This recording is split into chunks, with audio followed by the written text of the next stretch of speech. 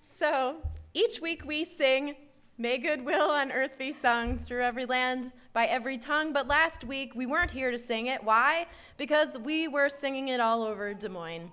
I am so proud to serve a church where almost 250 people registered, let alone showed up and did things.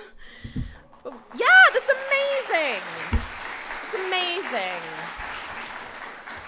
We had 21 service projects. Some of them happened here at the church. Some of them happened all over Des Moines, thanks to you. I'm just so proud to be part of the group that helped plan this and that you all showed up. So today in our service, we're going to be celebrating that and trying to understand, not just from my voice, but from yours and from a few speakers I've asked to share their reflections today on what is the intersection? What does church and volunteer work have to do with each other? What is faith in action? How do they intersect? So rather than just hearing from me, we're going to hear from some different people this morning. So Gabe, you want to come on up and share your story with us? No. It's Mom. So, yeah. Great. Gabriel is in a play this week. He's had 6 performances and about 20 hours of practice. And so Mom might have overcommitted him. So instead, I'm fulfilling the commitment I made. And I'm going to be here, and I'm going to tell you about what we did. He put in the hard work last Sunday, and he deserves to sit there and have a rest this morning. So last Sunday, we spent 2 hours working at the Faith and Grace Garden at St. Timothy's Episcopal Church in West Des Moines. The garden's been in operation since 1999.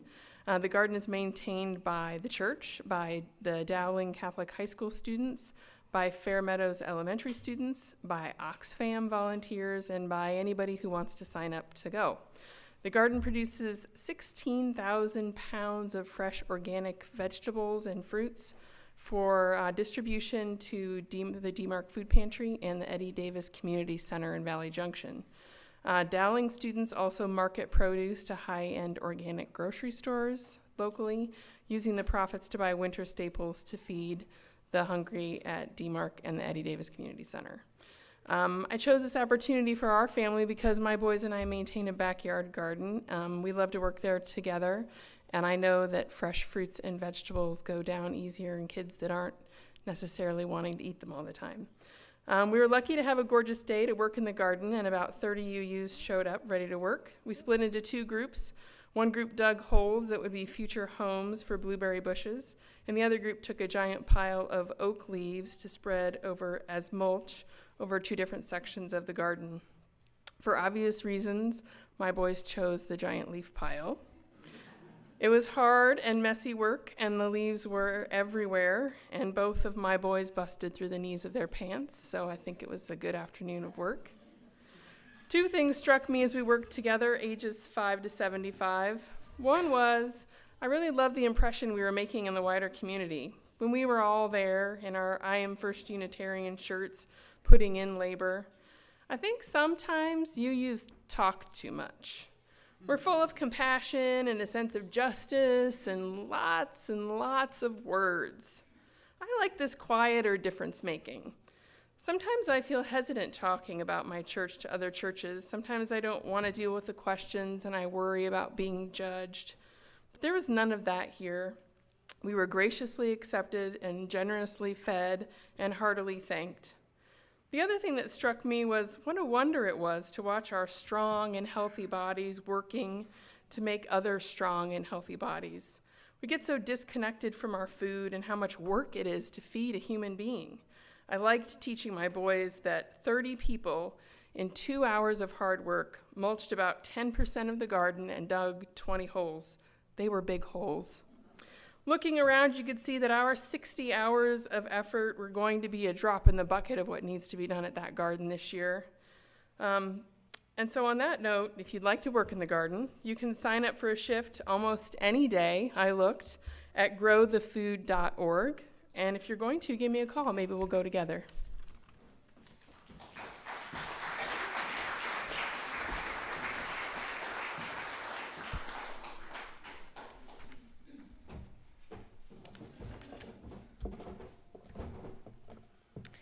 So I noticed at the earlier service that I asked all of the groups if they would bring back a symbol that would represent their experience from their project. And there is some leaves down here that you all helped spread. I saw that. And I brought back this onion that Todd Lockman dug up in the garden. He was digging one of the holes with his family, trying to make these huge holes to put the blueberries in. And to me, this represents the unexpected gifts we find when we set out to serve. That inevitably, you'll have a conversation with someone who you didn't know, or you learn something about them, or you meet someone new whose maybe life path you might not usually encounter. You might discover within yourself some new hope just looking at the challenges and struggles that other people face that I don't have to. There's so many unexpected gifts, and that's what we're going to be exploring together today. So thank you, Todd. I'm going to put the smelly onion back here. And that's what all of these objects are down there. And in a moment, we're going to sing a song. And if you have one of the objects from your group service project last week, while we're singing, I'm going to invite you to just bring it down forward. And if you were at the Polk County Trail cleanup, there's a box of random, you might think it's just garbage, but it's not. It's found treasures. Invite you to bring some of that up and lay it up here.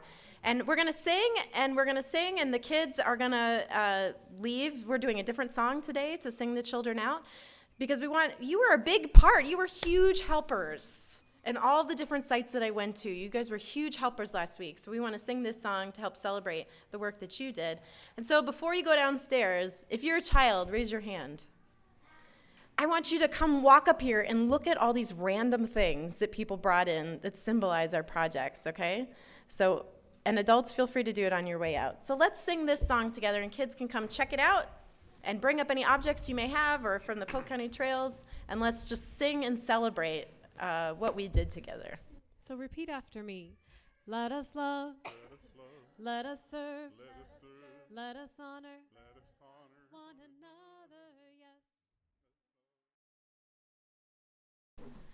Good morning. My name is Amy Lubert, and it's an honor to be able to share my reflection with you from last Sunday's Day of Action. So I will admit I'm an avid volunteer-er. Is that a word? Nope. Okay, so I volunteer a lot. And so when I heard that the church was going to do an all-church workday, I was thrilled, because I think that each of us can give back in a small way or a big way, whatever way you can. And as a person with privilege, I feel compelled to work towards a more just system for all. And I began seriously volunteering about 4 years ago, and I really found myself through that process. Before that, I found that I was dwelling on my own life quite a bit, and when you're helping others, you really don't have the space to do that. And so it's really helped me to move forward and become more mature, I might say. I have struggled, though, with a healthy balance, and so I do think that now I'm a more whole and centered and balanced person with equal parts giving back and also taking care of myself. So serving with my church community last Sunday, I was at both the Greater Des Moines Botanical Center and at the Faith and Grace Community Garden, and this allowed me the opportunity to share my love of volunteering with all of you, the people that I adore here at First Unitarian. And I have been volunteering at the Faith and Grace Garden for the last 4 years, so I immediately signed up for that opportunity once I saw that it was available. But it wasn't until a couple weeks ago that I thought, well, I'm not doing anything in the morning, church isn't happening, I can spend the time somewhere else. And so I looked to see what was available, and the Botanical Center showed up. And I was looking forward to sharing my experience with the other UUs that would be there, but I must admit, I wasn't sure how the work would be meaningful.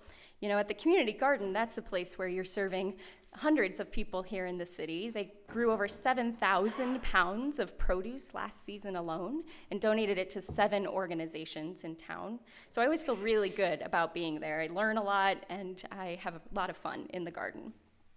So I was asking myself, what does a botanical center do for this community here? So fast forward with me to Sunday. I was serving at the Botanical Center with a gentleman named Winston, who is a staff member there, and I asked him, why is it important that this community here in Des Moines have a botanical center? And I was surprised. I heard in his response the things that resonate with me with my experiences at the Faith and Grace Garden. He shared that beauty, education, curiosity, serenity, and hope are all things that people go to the Botanical Center to find. And I find those things at the Faith and Grace Garden as well. So in that moment, my entire feelings about the Botanical Center and the work that I did was shifted. And I thought, this is a space that we need and that people need in this community. And I know why it's now so important to so many people, not only in the community, but also here at this church. We have lots of volunteers who go there weekly. So if that's interesting to you, you have friends to join. So whether I was gardening at the Botanical Center or I was we moved a big pile of leaves at the community garden where the leaves then would act as a deterrent for weeds. So that was a project. This pile was taller than me, and you were weeding through piles. So it was a big project. But whether I was there or at the Botanical Center, I heard people talking about how this is great work for stress relief, for enjoyment, for time for reflection and meditation. So people had a great sense of accomplishment at both locations. And I know that Aaron asked us to bring back objects. And the one thing that I found both at the Botanical Center and at the Faith and Grace Garden was all of you, my friends at the First Unitarian Church. So I'm bringing you with me. So I really felt a great connection while serving with you, and the warm feelings continued as, if you're on Facebook, the photos that were shared from the other events that were happening, just knowing that we were a community out there to really spread. As she said, 225 people participating, that's huge. So just seeing those and then being able to reflect on that has been really meaningful and helped with that connection. And in our church and in the UU movement, we've had a long history of standing on the side of justice, and I think we did it again last Sunday, and I'm looking forward to doing it more often. Thanks.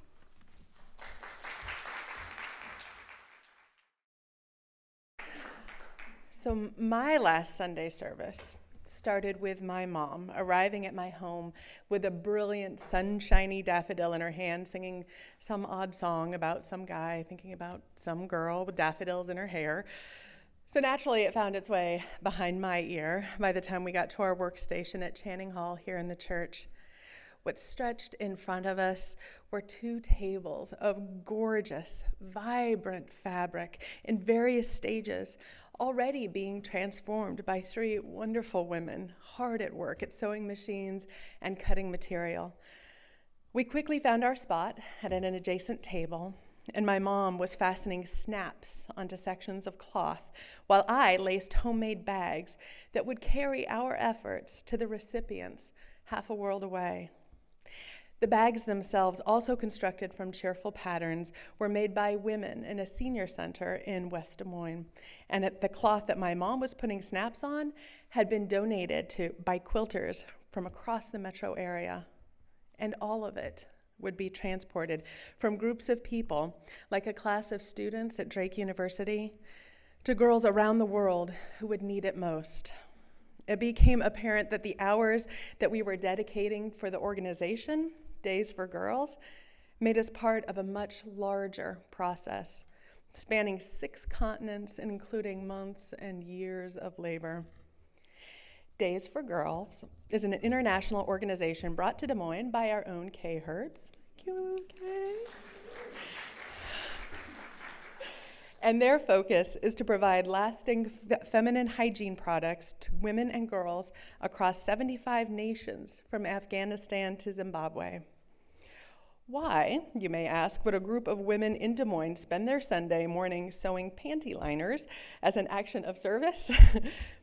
Because when these supplies aren't readily available, girls miss days of school, women miss days of work, and in some cases, girls and women miss days without even going outside of their home.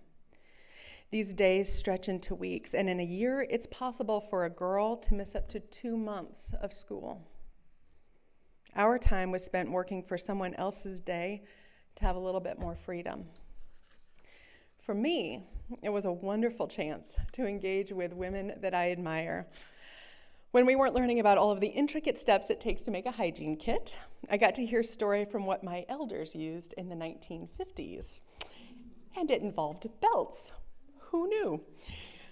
Another happy surprise, 2 visitors. One woman was traveling through Iowa, and it was her first visit to our congregation. She's traveled all over the U.S., Alaska, Alabama, Wisconsin, and Sunday she was with us, serving. The other had commuted for over an hour for her second visit to our church with her beautiful family. It was wonderful to be in a place learning about the childhood of my mother, working beside delightful women I had just met, and stitching alongside fellow UUs whose dedication to this cause is remarkable. The color in that daffodil perfectly complemented the colors arrayed before us and the cheerful mood that surrounded us. The fabric that filled our hands had been touched by so many women before they reached ours and would end up in the hands of women across the globe. There are lasting results here, too. My mom and I will continue our service by holding monthly meetings here at church during the second service, where we will carry on stitching slowly, sharing stories, joining community, becoming part of the process, and making a difference. We would love to have you join us. I will finish today with our reading, Song for Picking Up by Tony Hoagland.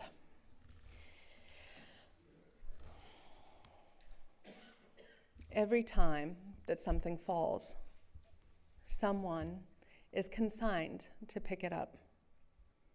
Every time it drops and rolls into a crack, blows out the window of the car or down into the dirty restaurant floor, a plastic bag, a paper clip, a cube of cheese from the buffet, there somebody goes, down upon their hands and knees. What age are you when you learn that? After Dante finished the Inferno, someone cleaned up all the ink and crumpled paper. After the surgeons are done with the operating room, someone makes it spick and span again. After World War I, the Super Bowl, a night at the ballet. After the marching feet of all humanity come the brooms and mops, the garbage men and moms, the janitors. One day, you notice them. After that, then there's no easy litter. No more towels on the hotel bathroom floor. You bend over even for tiny bits of paper. Or, bitterly, you look back at your life like Cain upon the body of his brother.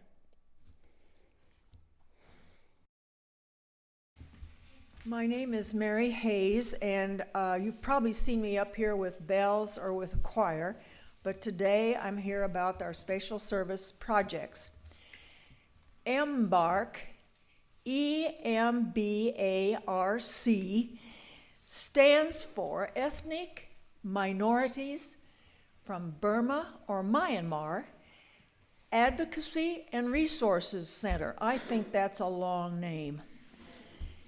There are about 3,000 people from Burma or Myanmar who come to Iowa each year, refugees. The EMBARC office is tucked away behind the Polk County offices on Euclid, the old Target store, maybe some of you shop there, where last Sunday our group leader, Elaine Imlaw, was standing out in the wind, waving to us, telling us where to gather. A personable young lady explained the project. There were printed pages ready to collate and staple and then secure the back with duct tape. The duct tape was green and striped and flowered, polka dots, sort of like the people of this world.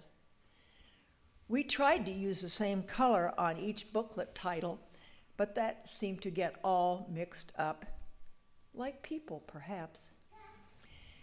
This hardly seemed like work to me. It was more like a social event with familiar Unitarian people and some new people who have similar values, beliefs, faith, if you will. Aaron asked how this social service event related to our faith. So I scratched my head and asked around, what does faith mean to you anyway? Responses included hope, belief, the sun, growing, change. I have faith in the sun, although, as one person said, with expanded scientific knowledge, that may be in jeopardy. I have faith in flowers, tomorrow, and that people will be kind to one another. Faith for me is hope, and I think people everywhere have hope for happiness, hope to grow, and hope to love. These are things I want also. Working along with other Unitarian people in the Faith in Action Sunday was for me an opportunity to be with people who are gentle and caring. They were here to help someone else find happiness or success or love. Think about learning to live in an English-speaking world would certainly contribute to being happy. I'm speaking about people who come from another language. They would certainly be happy to have help with English. Could be more comfortable. It would reduce stress for them, and it would add to a world of new ideas and perspectives. And I thought it adds to our perspectives and new ideas too. The project leader certainly appreciated our effort toward her work. I chose this project because ESL has been a long-time volunteering service for me. It's a joy. It's more than that. It's just awesome to watch people grow. They are appreciative, and love grows. I have stories of just wonderful experiences with these ESL projects. When this happened in a group, in this case with Unitarians, we too feel worthwhile and that we have something we want to share, something beautiful, and love between us and among us grows. Perhaps volunteering for me is a selfish thing. I grow, I find satisfaction, and I make new connections. The woman in charge at Embark showed a PowerPoint chart of the many identified groups in Burma or Myanmar. It helped me remember that when some of my students would say, they wouldn't say they were from Burma, they would say they were from some other name. There are as many as 8 different distinct groups, and in each of these, they may have spoken from 2 to multiple languages. They can't even talk to one another in Des Moines. Burmese folks from different language groups here converse in English. This project for me again affirms that coming together on a common task makes me happy, feel worthwhile, and perhaps cared about.